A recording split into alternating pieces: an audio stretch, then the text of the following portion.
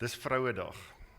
En daarom wil ek sommer vir elke vrou wat vanoggend in die kerk is, sê baie geluk vir Vrouedag. Ek hoop julle geniet dit. Dis die een dag wat vroue glo werk. Die res is hulle mos af. Vriende, nee. Toe ek sien ek moet op Vrouedag die boodskap bring, het ek by die Here begin stil raak. En ek het begin dink aan sterk persone in die Bybel. En ek is eerlik. Ek het Moses en Abraham en Jakob en Esau. En ek dink, dit moet oor vroue gaan. Ja. En julle sal nie glo nie. Toe ek begin stil raak en ek begin konsentreer oor vroue in die Bybel, gaan hierdie beeld vir my oop. En ek wil vanoggend hê, jy moet aan die eerste vrou dink wat jy aan die Bybel dink. Wie staan vir jou uit in die Bybel? En daar's so baie wat ek kan noem. En vanoggend wil ek stil staan by so 2 in die Ou Testament en so 2 in die Nuwe Testament, en dan gaan ons verder gesels. Die eerste een wat ek oor wil praat is Rut. Rut het alle rede gehad om terug te gaan na haar eie mense toe. Sy sê agter vir haar skoonma, vir Naomi, waar jy gaan, sal ek gaan. Jou God is my God. Sy lê alles neer en volg 'n onbekende. Sy weet nie wat wag vir haar in Bethlehem nie. Dis 'n vreemde land wat sy nie ken nie. Maar sy is bereid om te gaan. Vrouens, mans, dit noem ek geloof. Die volgende een is iemand wat dit gesê het, is Esther. Esther word gevra om voor die koning te verskyn, maar wanneer sy voor die koning verskyn, kan sy doodgemaak word. Jy verskyn nie net sommer voor die koning nie. Maar weens die nood van haar volk, besluit sy om dit te doen. Al moet sy dan sterf, sal sy die boodskap by die koning uitbring. Dit noem ek geloof. Ek wil nog een noem. 'n vrou wat so bitter graag 'n kindjie wil hê. En nie net wil sy 'n kind hê nie, sy word ewen gespot omdat sy nie kinders het nie. Sy word verneder. Maar sy is 'n vrou van geloof. En sy bid, sy huil, hartstogtelik. So erg dat die priester dink sy's dronk. Haar naam is Hanna. Dit is steeds geloof wat in haar groei. Want sy glo God kan. As ons na die Nuwe Testament toe gaan, is daar een vrou wat dadelik by my opkom. Onmiddellik het sy by my opgekom. Maria, die moeder van Jesus. Op 'n bitter jong ouderdom word sy swanger. Sy het nie 'n man nie. In daardie tyd was dit iets verskrikliks. Sy kon gestenig geword het. Josef het nie nodig gehad om met haar te trou nie. Inteendeel, ons weet wat die Bybel sê wat Josef gedoen het. Totdat die engel aan hom verskyn het. Dis 'n klad op haar naam. En op die ou end sê sy, Here, laat u wil geskied. Dit is geloof. Nog 'n vrou is Maria Magdalena, die een wat Jesus genees het. Sy was 'n vrou van geloof. Sy was 'n sterk vrou. Sy was die een wat op die Sondag, toe almal moed opgegee het, toe almal gesê het, Jesus is dood, is sy die een wat graf toe gehardloop het. Is sy die een wat daar gekom het en gesien het, hy het opgestaan. Maria Magdalena is nie die vrou wat sy was nie. Sy is verander die dag toe Jesus haar genees het. Sy het geloof ontvang. Vriende, ons kan deur hierdie vrouens gaan. Ek het gesê ek gaan 2 uit elke boek, maar ek het een vergeet, die Kanaanitiese vrou. Sy kom na Jesus. Sy vra vir genesing van haar dogter. En Jesus ignoreer haar. Hy sê nee. En dan weet julle die voorbeeld wat sy gebruik van die klein hondjie. En op die ouend sê Jesus vir haar, ja, dit is geloof. Ons moenie ophou glo nie. Ons moenie ophou vertrou nie. Maar vriende, die vrou wat ek graag vandag oor wil gesels, sy naam ken ek nie. Ek het regtig baie navorsing gaan doen om haar naam te probeer kry. Ek kon nie. Ek noem haar sommer die vrou sonder naam. Maar daar is een ding wat uitstaan. Sy het geglo. Die vrou waarvan ek natuurlik praat, is die vrou wat aan bloedvloeiing gelei het. En om haar verhaal te doen, ek gaan nie vandag daar lees nie.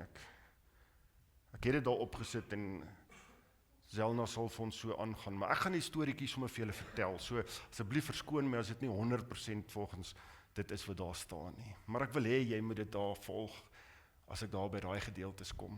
Maar ek gaan sommer die storieetjie vertel. Ek werk met die jeug en ek hou daarvan om storieetjies te vertel. Jesus het sopas 'n verskriklike groot wonderwerk verrig. Hy het 'n besetene genees.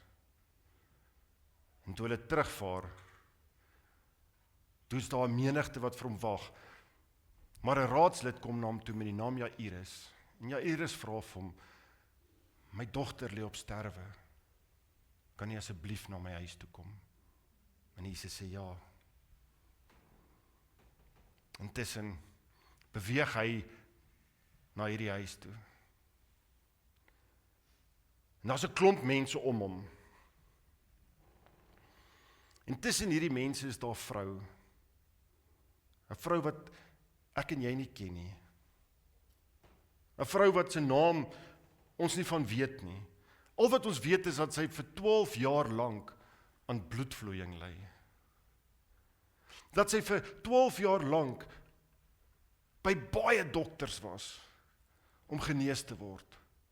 Dat sy alles probeer het. Markus sê dat sy eintlik op die ou end slegter af was of wat sy was voordat die dokters haar begin behandel het.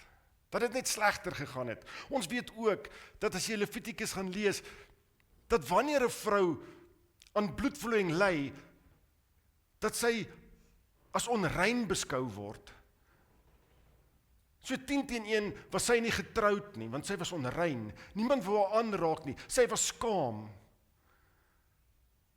Mense het neergekyk op haar. Sy was nie welkom in die kerk nie. Sy was nie welkom in die gemeenskap van gelowiges nie. Baie het seker gedink, watter sonde het sy gedoen om so gestraf te word? Intussen het sy hoop gehad. Markus vertel dat sy waarskynlik baie eensaam was. Sy het gesê, as ek maar net by Jesus kan uitkom. Want die woord sê vir ons, sy het van Jesus gehoor. Sy het hom nie persoonlik geken nie. Sy het van Jesus gehoor. So miskien het sy gehoor van Jesus wat melaatses gesond maak, van Jesus wat verlamdes gesond maak, van Jesus wat blindes laat sien. Dalk het dit selfs by haar uitgekom dat Jesus net 'n uur of wat vroeër 'n man genees het, dat hy duiwels uit die man uitgedryf het. As sy net by hierdie Jesus kan kom en net met hom 'n woord kan praat, soos wat sy gesien het, die raadslid praat. Maar sy is nie belangrik genoeg om by Jesus uit te kom nie. Sy moet tussen die menigte probeer deurworstel om daar uit te kom. En wanneer ons in die woord kyk, dan sê sy daar, Sy het van Jesus gehoor en in die gedrang nader gekom en van agter af aan sy klere geraak. Want sy het gedink, as ek maar net aan sy klere kan raak, sal ek gesond word. Vriende, hoe groot moet jou geloof wees? As jy hoor van hierdie man, en jy dink, ek gaan nie by hom kan uitkom nie, maar as ek net aan sy kleed kan raak. En die oomblik toe sy aan sy kleed raak, toe besef sy, iets in haar liggaam het gebeur.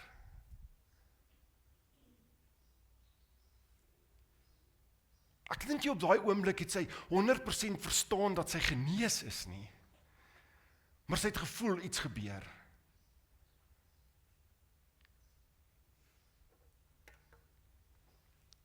Luister mooi wat sê sy. Sy sê nie, miskien sal ek gesond word nie. Sy sê nie, ek het al die dokters probeer, laat ek nou maar Jesus probeer nie.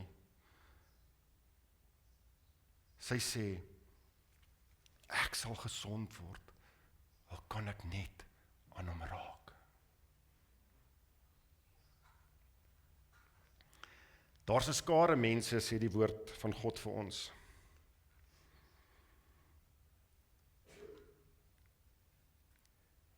Jesus het ook self onmiddellik geweet dat daar van hom krag uitgegaan het.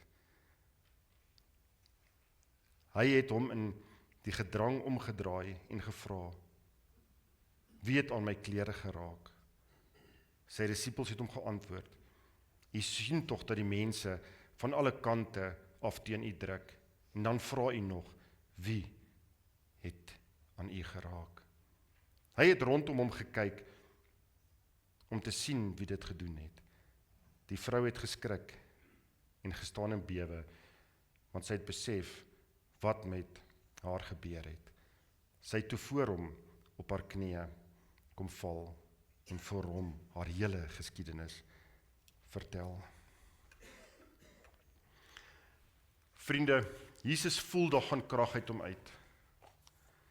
Hy vra die woorde, wie het my aangeraak? Sy disippels sê, Jesus, hier is so baie mense, hulle stamp aan u, hulle stoot aan u, maar weet jy wat was die verskil? Ek wil vanoggend sê, weet jy wat was die verskil? Nie dat hy voel dat krag uit hom uitgegaan het nie, hy het gevoel, iemand raak aan hom, in geloof. In geloof het iemand aan hom geraak. Is dit nie wat ek en jy elke dag moet doen wanneer op ons knieë gaan nie? Moet ons nie 'n slag in geloof na Jesus Christus toe gaan nie? En net in geloof stil word by hom nie. En ophou bekommerd wees oor die dag van môre, ophou bekommerd wees oor nou, ophou bekommerd wees, en net glo in Jesus Christus, wat vir jou sonde gesterf het, wat bereid was om aarde toe te kom. En dat ek jou vertel, dit was 'n vernedering vir God om aarde toe te kom, en homself 'n mens te maak, homself 'n skepsel te maak. Moenie dit anders dink nie. Hy het nie nodig gehad om dit te doen nie, maar omdat hy jou liefhet, het hy dit gedoen. Omdat hy my liefhet, het hy dit gedoen. En al wat ek en jy moet doen, is ons moet in geloof na hom toe gaan, soos hierdie vrou in geloof na hom toe gegaan het. Krag het uit hom gevloei, omdat hy gevoel het, iemand het aan hom geraak met geloof. Dalk was sy nie die enigste een wat in hy skade was, wat genees wou word nie. Dalk is daar baie ander wat genees wou word, maar sy was die enigste een wat aan hom geraak het, in absolute geloof. Maar een vrou het hom in geloof aangeraak, en dit bring die verhaal so naby aan my en jou. Daar is vandag miljoene mense wat in die kerk sit, op hierdie oomblik in die kerk sit, en hulle het geen geloof nie. Hulle dink om op 'n Sondag kerk toe te kom, is wat van hulle verwag word. Maar maandag, by die werk, is hulle heeltemal 'n ander persoon, as wat hulle gister in die kerk was. Dit is nie geloof nie. Om vanoggend hier te sit, en te luister na die boodskap, En hier na huis toe te gaan en my vrou te vloek en te skel en met haar te stry en met haar te beklei is nie geloof nie. Om hier uit te gaan en elke taxi wat voor my inry te skel is nie geloof nie. Jy sien, ons geloof word elke dag getoets en ons besef dit nie. En hoeveel keer faal ons nie, omdat ons dink ons is heilig. Omdat ons dink ons is gered. Niks kan met my gebeur nie. Ons sing, ons bid, ons lees die Bybel, ons ken die regte woorde, ons sê ek glo. Maar daar is 'n verskil tussen om te glo God bestaan en jou lewe aan God te wy. Om werklik te glo God is met jou. Dan gaan ons verder en daar gebeur iets wonderliks met hierdie vrou. Onthou ek het gesê, sy's uitgestoot. Sy's onrein verklaar.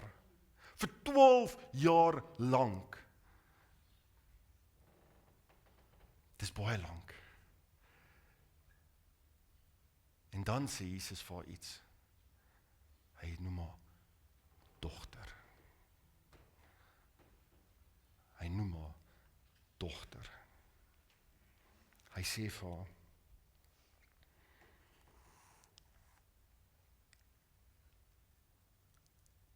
dogter, wat 'n woord moet dit vir haar nie wees nie. Hy noem haar nie op haar naam nie. Hy noem haar nie onreine vrou nie. Hy definieer haar nie volgens haar siekte nie. Hy sê vir haar, dogter. Ek dink dit moet 'n wonderlike oomblik in daai vrou se lewe gewees het.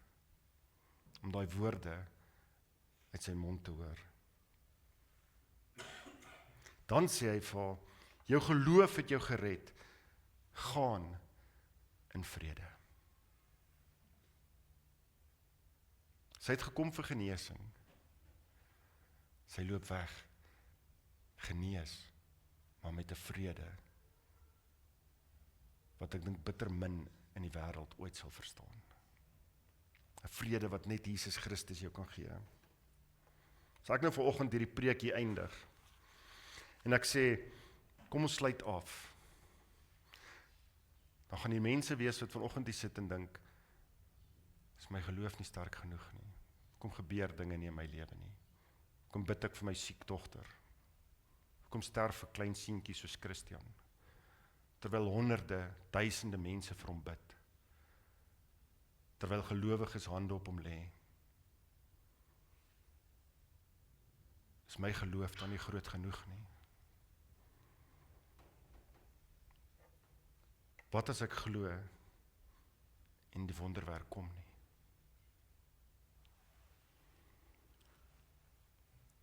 As ek net genoeg geloof het, sal God altyd vir my gee waarvoor ek bid. Maar dis nie wat die skrif sê nie. Ons moet nie die skrif een versie uit die Bybel uithaal en ons hele lewens volgens daai versie inrig nie. Dis wonderlik om versies uit die Bybel te haal. Ek is baie lief vir julle, moet altyd in hierdie tyd weet dat Romeine 8 vers 28 vir my baie spesiaal is. Maar ek weet die konteks van Romeine 8 vers 28. Wat as die wonderwerk nie kom nie? Ons moet baie versigtig wees om nooit vir 'n bedroefde mens te sê, as jy net meer geloof gehad het, so jou geliefdes geleef het nie.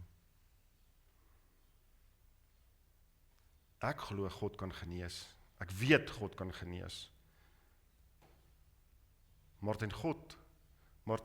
sy God, vir my spesifiek sê, ek gaan vir daai persoon genees, sal ek dit nooit vir hom sê nie. Ek sal vir hom sê, God kan jou genees, indien dit sy wil is. Want ons moet in God se wil bid. Wat beteken dit dan nou? Beteken dit dat ek nou maar moet tevrede wees, dat wanneer dit nie God se wil is nie, ek nie genees gaan word nie, dat wonderwerke nie in my lewe gaan gebeur nie. Nee, dit beteken dat ek op God vertrou. Nie in wonderwerke nie. Nie in wat met my gaan gebeur nie. Ek vertrou God en ek glo in God vir wie hy is. En nie vir wat ek kan gain deur hom te glo nie. Maar vir wie hy is. Ek wil teruggaan, of ek wil so 'n bietjie verder aanblaai en ek wil op 'n punt kom waar Jesus oorgelewer word in die tuin van Getsemane. En een van die disippels pluk sy swaard uit en hy kap die hoofpriester se slaaf se oor af. En ek het altyd in my gedagtes, het ek maar dit moet Petrus wees, want Petrus is hierdie voortvarende ou wat alles net wil doen. En Jesus genees hierdie man en dan draai hy en hy sê, waarom doen julle dit? Weet julle nie dat ek my Vader kan vra om my te kom red nie en dat daar meer as 12 legioen engele reg staan nie? Jy sien, Jesus het die mag om uit te kom waar hy is. Maar hoekom doen hy dit nie? Want hy ken die Vader. Hy glo in die Vader. En hy sê egter vir ons in hy stukkie, sê hy, hoe sou die skrif vervul word as ek nie doen wat die Vader my gestuur het om te kom doen nie? Het julle al gedink, ek wil amper devil's advocate speel vanoggend en ek wil vir jou vra, het jy al gedink as Jesus nie vir ons sondigs gesterf het nie, waar sou ek en jy gewees het? As hy nie uit die graf het opgestaan het nie. Onthou, my en jou geloof is nie op Jesus gebou wat aan 'n kruis sterf nie, dis gebou op die graf wat leeg is. Maar hy moes dit alles deurgaan. Hy moes die lyding doen sodat ek en jy dit nie hoef te kry nie. Dat ek en jy daar hoef deur te gaan nie. Hoe verstaan ons dan iets soos Markus 11 vers 24? Markus 11 vers 24 sê, glo en jy sal ontvang. Dit sal gebeur. Weerspreek ek hiermee nou nie. As ek genoeg glo, dan moet dit mos gebeur. Alles wat julle in die gebed vra, glo dat julle dit sal ontvang en julle sal dit verkry. Hoe verstaan ons dit dan? Kom ons kyk bietjie na wat 1 Johannes 5 vers 14 vir ons sê. In hierdie gedeelte sê hy dat ons vrymoedigheid teenoor God moet hê om iets volgens sy wil te vra. As ons bid ons tog, Here, dat u wil geskied en nie myne nie. Is dit nie wat Jesus in die tuin van Getsemane gebid het nie? Laat u wil geskied en nie myne nie. Jesus sê dan vir ons in hierdie gedeelte, bid met geloof. Moenie bid asof God magteloos is nie. Moenie bid asof God dalk nie kan nie. Bid en glo. Wanneer die dokter sê, daar is niks wat ek vir jou kan doen nie, bid, glo. Wanneer die dokter sê, ek kan niks vir jou doen behalwe om jou te stuur vir 'n operasie nie, bid. My dogter was 14 jaar oud, toe sy op 'n hockeytoer. En hulle laat haar 14-jarige dogter, laat hulle saam met 18-jariges speel. En sy breek haar skouer. Hulle sê vir ons, sy het haar skouer seer gemaak. Ons het nie besef sy het hom gebreek nie. Ons gaan na 'n dokter in Midval. Hy sê vir ons, hierdie operasie is te delikaat, ek kan dit nie doen nie. Hy verwys ons na 'n dokter in Vanderbijl. Met hierdie dokter se hulp en sy raad laat dit dringend is om hierdie skouer van hierdie 14-jarige meisie te herstel, stuur hy ons na 'n dokter Oukamp, en ek gaan sy naam nou maar noem, ek het klaar, in Vanderbijl. Maar dit vat ons 5 weke voor ons by hom kan inkom. 5 weke van bekommerd wees vir jou kind. 5 weke wat sy skaars haar skouer kan beweeg, en dit is haar regterskouer. Haar hand, haar skryfhand. 5 weke van mammy en papi wat bid vir hulle dogter. Ons kom by die dokter, en ons sê vir hom wat gebeur het. Ons wys vir hom die plate. Hy sê dit was 5 weke terug, ek wil net kyk waar is die skade nou, laat ons net plate byneem. Janey gaan weer vir plate, ons kom terug na hom toe. Hy sê vir meneer Zaaiman, wat se jaar het jou dogter 'n operasie gehad op haar skouer?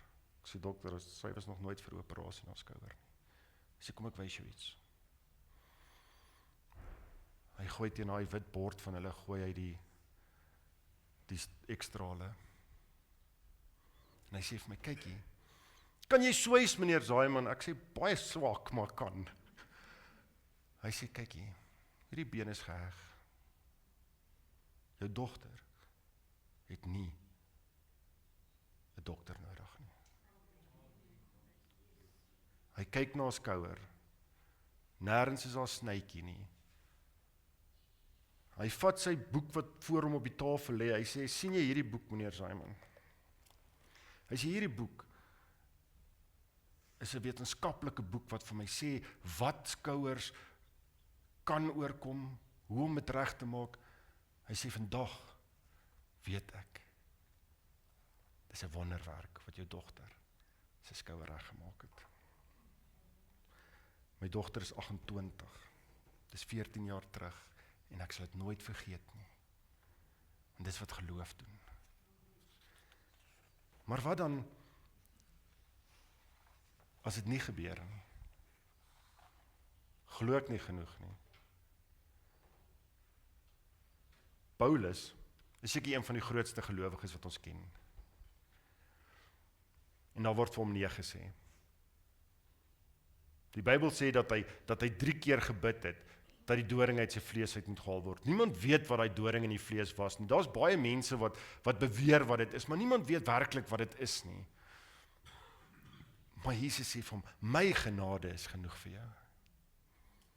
En dan is dit dieselfde Paulus wat getuig, om te lewe is vir my Christus en te sterwe is vir my wins. Dieselfde Paulus, vir wie 'n giftige slang pik en hy skit hom net af, en hy kom niks oor nie, en die mense dink hy's 'n God.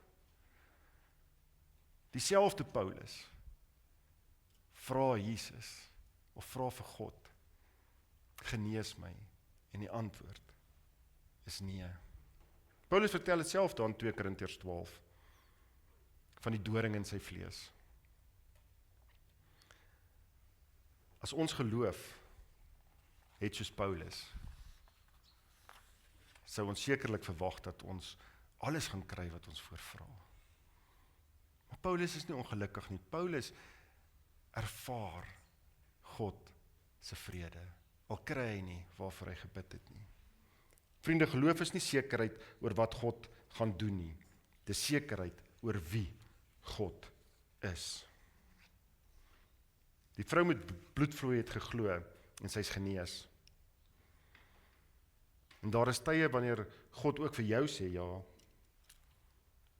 Daar's tye wat God vir jou ook ja sê, maar daar's tye wat God ook vir jou sê nee, en daar's tye wat hy sê, wag my kind. Dis nog nie tyd nie. Ons bid vandag, ons wil vandag 'n antwoord hê, ons wil vandag verstaan, maar God werk nie altyd volgens ons horlosie nie. In Jesaja 49 sê God, op die tyd van my welbehae het ek jou geantwoord. Daar's 'n tyd wat God bepaal. Die prediker skryf van, Daar's 'n bepaalde tyd vir alles. Ons het in 'n wêreld inbeweeg waar ons alles kits wil hê. Alles moet gou gebeur. Alles moet vinnig gebeur. Ons stop by 'n takeaway winkel en 'n kits winkel en as hulle nie vinnig genoeg is nie, dan raak ons ongeduldig. My vrou sê, lees vir my, ek weet nie, op een of iemand se status lees sy sê, ek het actually in die ry gestaan vir geduld, maar toe vat dit te lank, toe loop ek maar. Ek dink dis baie van ons kan ons verselfig met daai ene. As die antwoord is wag ons, of gaan probeer ons, soos daai vrou, okay, hierdie dokter het nou nie gewerk, miskien moet ek na daai dokter gaan, daai dokter het nie gewerk, miskien moet ek na daai een toe gaan. Is dit nie tyd dat ons weer glo in God nie, op God vertrou nie, en hy sal vir jou die deur oopmaak, op sy tyd, nie op jou tyd nie. My broer en sy vrou wou so bitter graag 'n ou kindjie hê. Hulle het alles probeer, hulle was by dokters, hulle het gaan, ek ken nie al die goed wat hulle gaan doen het nie. Kindjie het nooit gekom nie.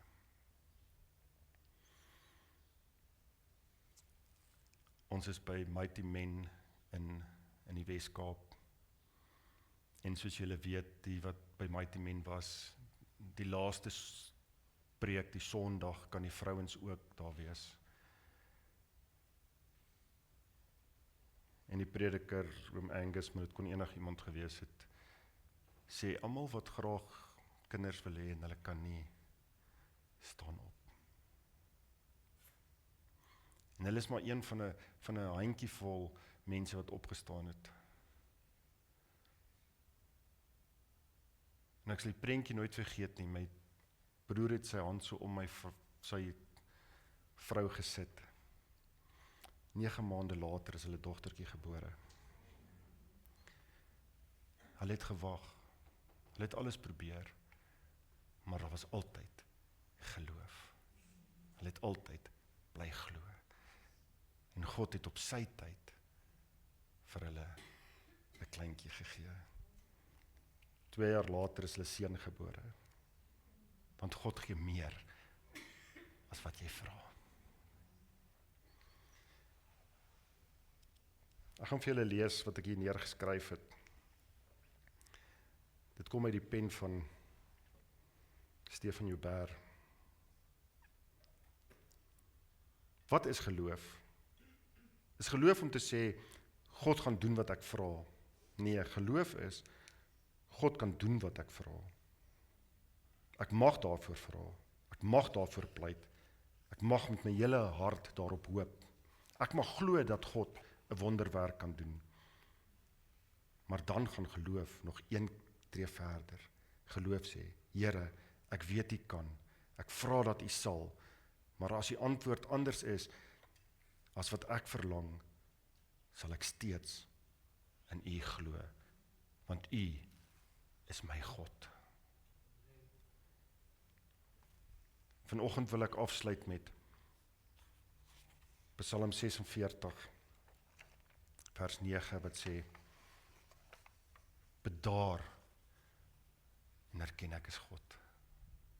Is dit nie tyd dat ons weer net besef wie God is nie? Moenie twyfel aan jou geloof nie. Jakobus sê vir ons, wanneer jy twyfel, wanneer jy gebid het en jy twyfel, is jy soos 'n brander. Moenie twyfel in jou geloof nie. Bedaar en erken wie God is. Glo in hom, glo in sy werke, glo in sy wonderwerke, maar bly glo. Ons sê ons glo, maar glo ons werklik? Glo ons net wanneer dinge goed gaan? Glo ons net wanneer ons gesond word? Glo ons net wanneer geld in die bank inkom? Glo ons net wanneer God vir ons iets doen? Wat wanneer God dit nie doen nie? Glo ons nog steeds? Hierdie vrou het geglo. Hierdie vrou het in volle geglo in Jesus Christus.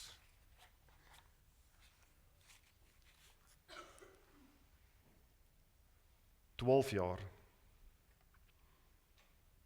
12 jaar se pyn, 12 jaar se teleurstelling. Haar geld is op, die dokters kon nie haar help nie, haar liggaam is swak, daar is 'n skare tussen haar en Jesus, sy kan nie by Jesus uitkom nie. Geloof, sê vir haar, raak net aan sy klere. En sy gaan, sy druk deur, sy reik uit, sy raak aan hom, sy glo, en Jesus sê, dogter, jou geloof het jou gered. Gaan in vrede. Want soms kry ons soos hierdie vrou nie kans om by Jesus uit te kom nie. Sy word weggestoot. En weet jy hoekom kry ons nie kans om by Jesus uit te kom nie? Henny het dit eendag baie mooi verduidelik hiervoor. Want ons gedagtes is nie op hom gefokus nie. Ons dink die hele tyd aan ander goed. Ewen terwyl ek op my knie is en ek bid tot Jesus Christus, dink ek aan ander goed. Dink ek aan alles wat verkeerd is in my lewe. Hoekom maak die Here dit vir my nie reg nie? Dink ek aan deure wat toegaan, in plaas van om te fokus op daai oomblik, op God. Ek het al soveel keer vir mense gebid, veral vir kinders. Dan is hulle desperaat, dat jy vir hulle kinders moet bid. En weet jy wat? Genees daai kind. Nie die hoop dat 'n Christo of 'n Barry of 'n Jacques of iemand vir daai kind bid nie. Dat Jesus Christus daai kind sal aanraak. En wanneer hy dit nie doen nie, wanneer hy nie jou kleintjie gesond maak nie, wanneer hy nie jou ma gesond maak nie, wanneer hy nie 'n geliefde gesond maak nie, is jou geloof nog steeds in hom? Sê jy dit net, of glo jy nog steeds dat hy die God van wonderwerke is? My geloof, soos ek vanoggend hier staan, is in Jesus Christus. Die vrou het haar ja gekry, Paulus het sy nee gekry. Baie van ons kry die antwoord, wag, maar deur alles bly God God. Daarom is die laaste vraag van vandag wat ek vir julle wil vra. Sal God vir my gee wat ek vra? As ek glo. Die vraag wat ek vir jou wil vra,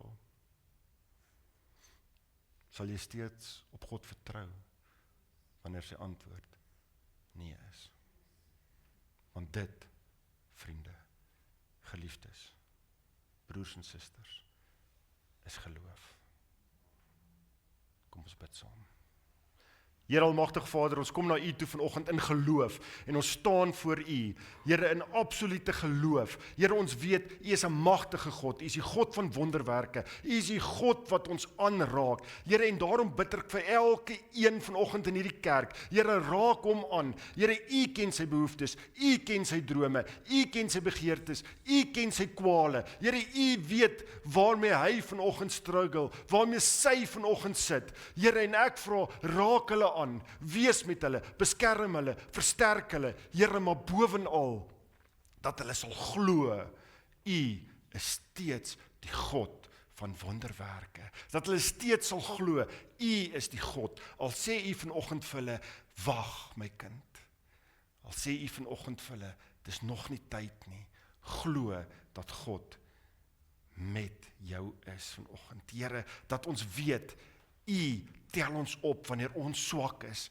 U hou ons vas wanneer ons U die nodigste het. Here, daarom kom ons vanoggend en ons sê, Here, U is die God waarin ek steeds glo. Ek sal steeds op U vertrou, want U antwoord sal ek my berus by, want ek leef in geloof. Amen. Mag die vrede van Jesus Christus, die liefde van God die Vader, en die gemeenskap van die Heilige Gees, met julle almal wees hierdie week. Amen.